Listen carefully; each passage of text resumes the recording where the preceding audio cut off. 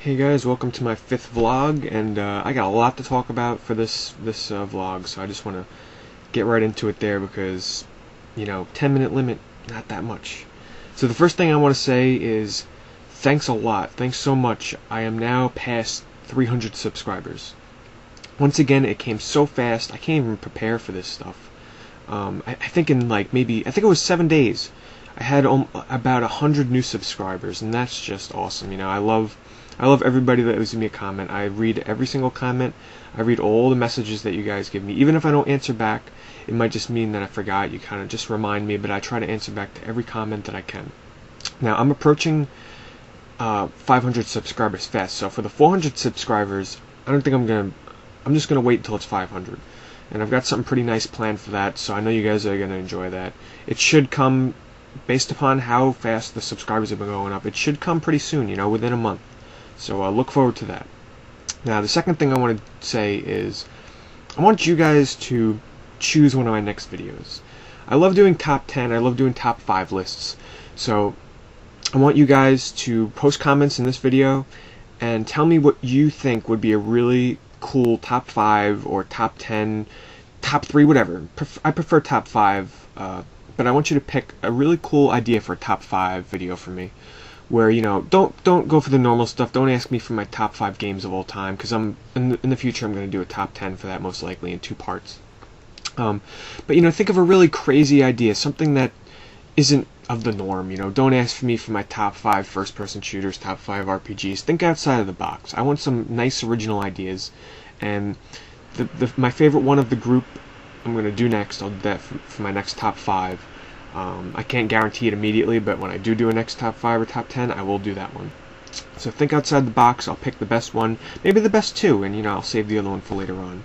But post your ideas. If you really don't want to post it in the comments, you feel that the others are going to feel competitive with it all, send me a PM, but just post a comment in this video, and I'll pick out my favorite one.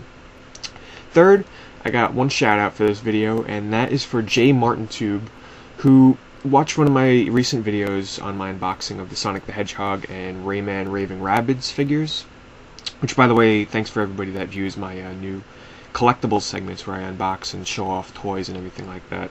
They've been a pretty big success so far. A lot of people are enjoying the stuff I show off, so thanks for watching those. But JMartinTube, watch that, and in the Raving Rabbids figure part, I mentioned that I didn't buy the Assassin's Creed Rabbit from the Rayman Raving Rabbids game because I do not own Assassin's Creed. So he proceeded to send me a PM saying that he's beat Assassin's Creed and he wants to send me the game because he's done with it and he wants to send it to me.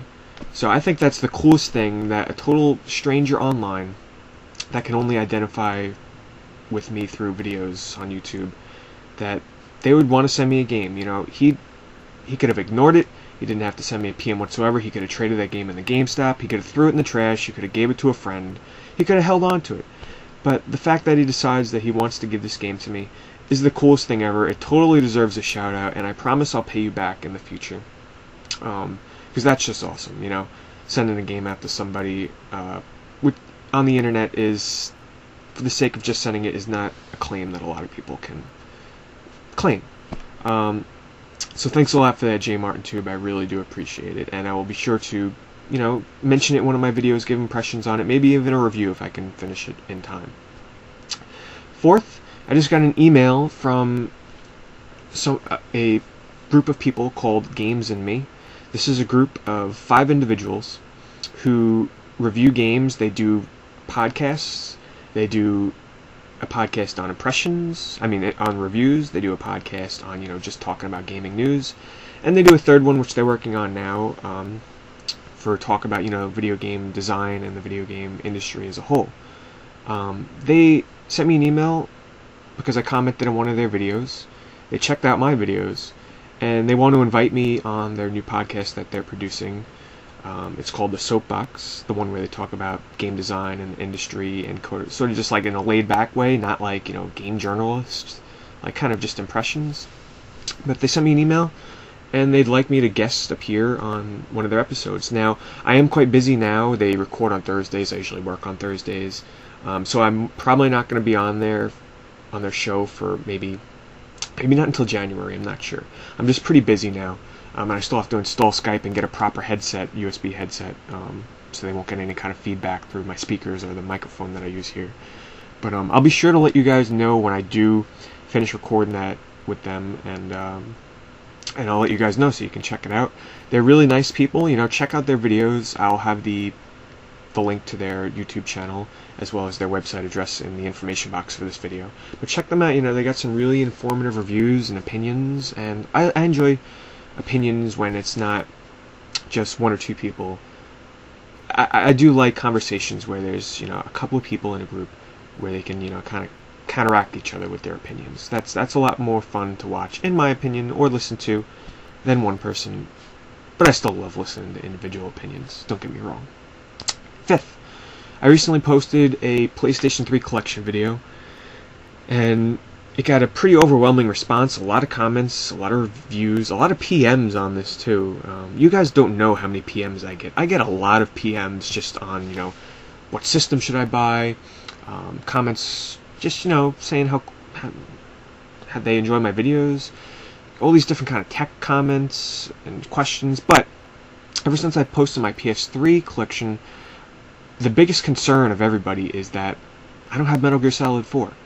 And if you guys watch the last 15 or 20 seconds, I put an explanation in there, but I'll just let you know real fast. I have not beat Metal Gear Solid 1, 2, and 3. I own them. I'm not buying Metal Gear Solid 4 until I beat the other three. I'm going to do a video on this to explain to you guys why this shouldn't be such a big deal to everybody in the future. But it's crazy. Like, half the comments are, Metal Gear Solid 4, why don't you own it? I understand it's a great game, guys, but I'll do a video to explain further why I don't own it yet, okay? Now, let me get into the games and movies that I've been playing between my videos. I picked up the new Narnia Prince Caspian movie for Blu-ray, and I'm a huge fan of the original. I'll just let you know right now, I haven't read the books. However, I'm a huge fan, you know, these Lord of the Rings kind of. I don't care if C.S. Lewis, I don't care J.R.R. Tolkien, I don't care. I love fantasy stuff. I love these big epic battles and everything like that. So I really enjoyed the first Narnia movie. The second one, it was kind of a letdown, because what I enjoyed about the first one is it was so colorful, so enjoyable, the characters were likable, you know, all these different places they took you to. Really, it was just a whole bunch of like fantasy creatures. The second one is very dark and dreary, you know.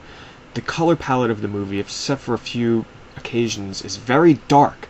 Like, the first 10 minutes of the movie is at night, and I don't know, that's what won me over with the first one, was the green, lush colors and everything like that. This one, it's very intensive on battle scenes, which aren't that great to begin with, compared to the first one. The kids, now that they've grown up, they kind of don't fit into these adult kind of roles that they're trying to fill. They're not as believable as they were in the first film.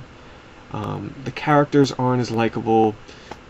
Their kind of new mascot is this little mouse guy that fights with a sword. It was cool at first, but then that's really their only comic relief in the whole film. But overall, I would say pick it up if you like the first film, just to kind of continue on with it. But I would not recommend anybody go out of their way if you did not enjoy the first film. Games that I've been playing, Sonic Unleashed, my opinions on this still stand.